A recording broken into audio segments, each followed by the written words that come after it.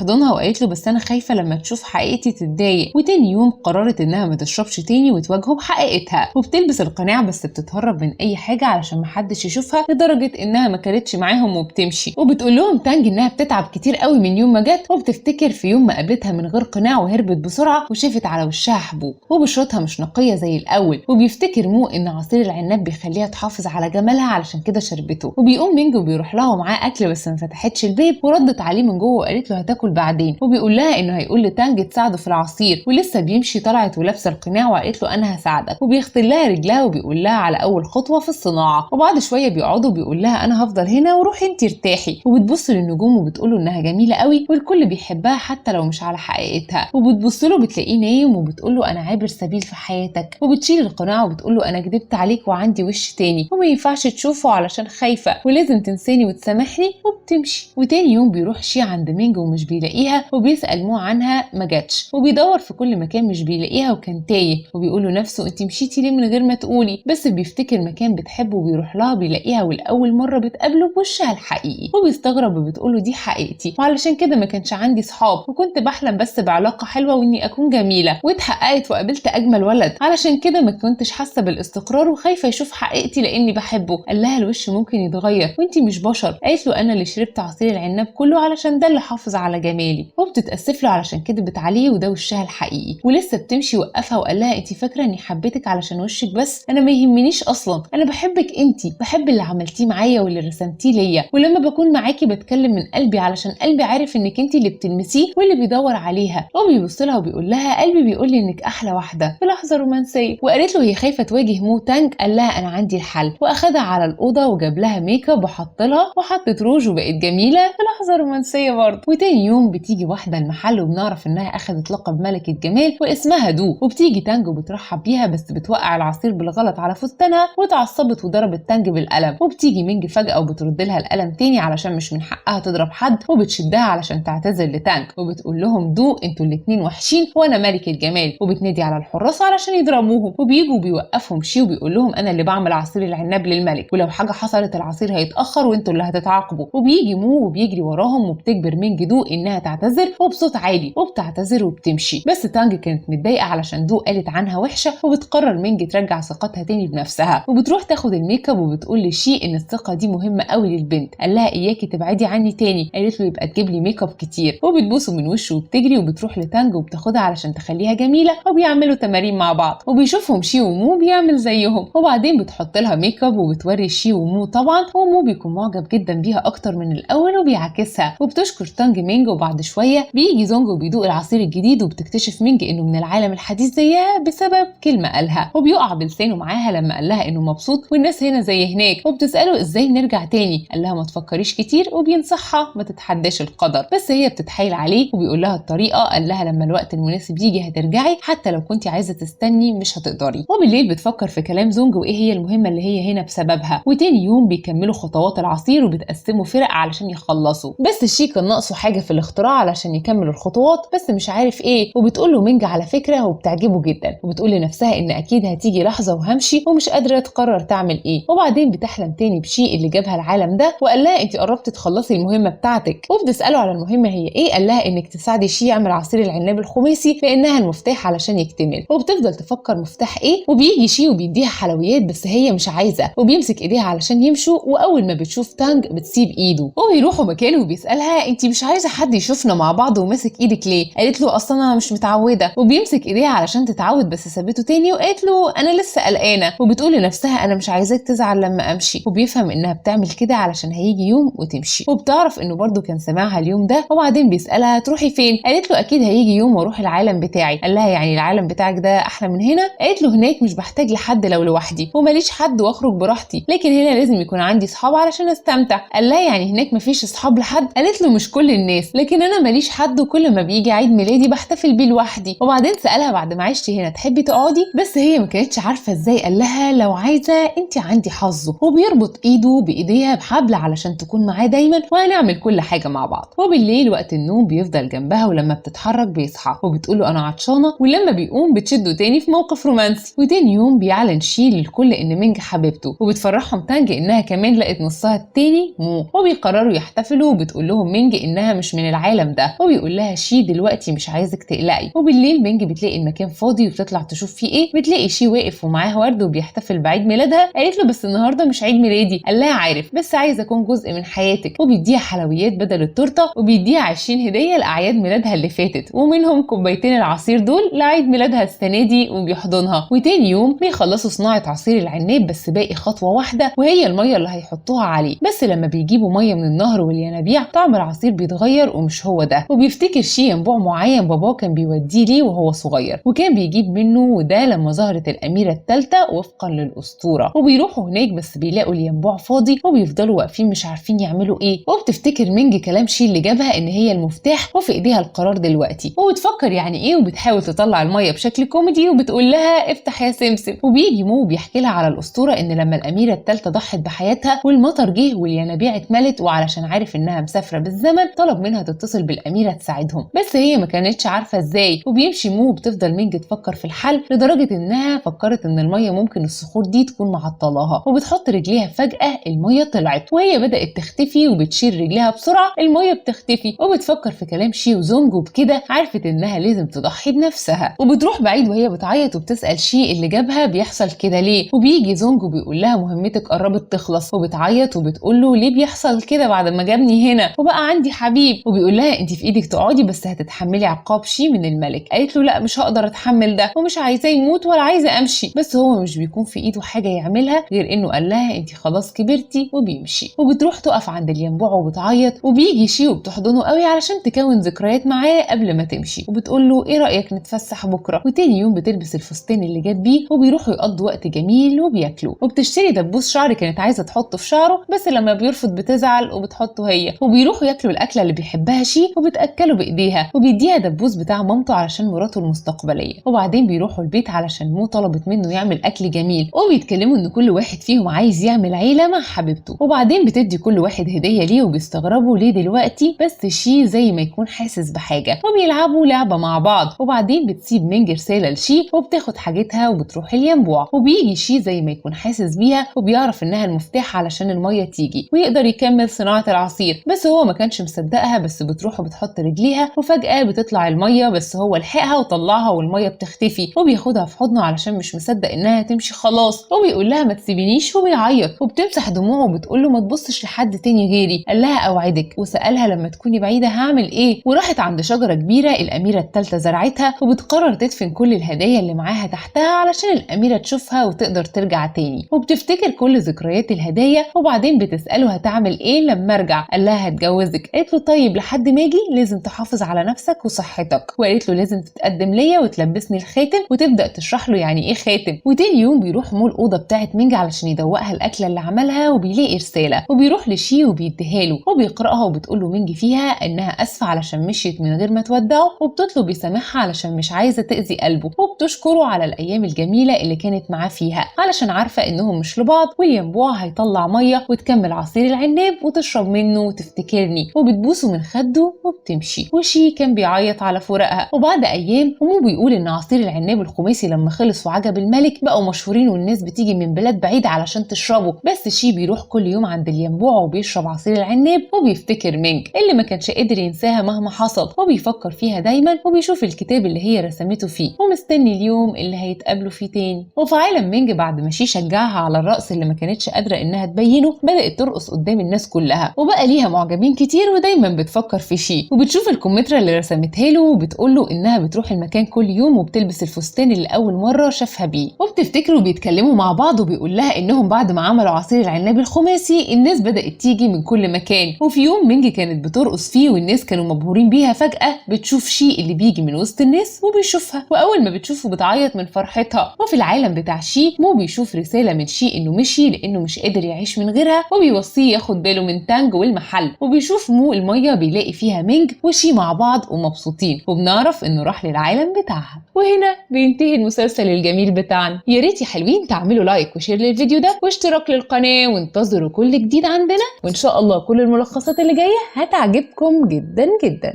سلام.